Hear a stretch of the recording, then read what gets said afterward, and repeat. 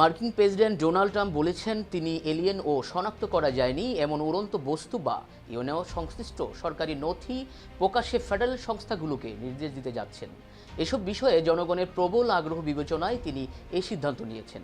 বৃহস্পতিবার ট্রাম্প এমনটাই বলেছেন বলে জানিয়েছেন বার্তা সংস্থা রয়টার্স।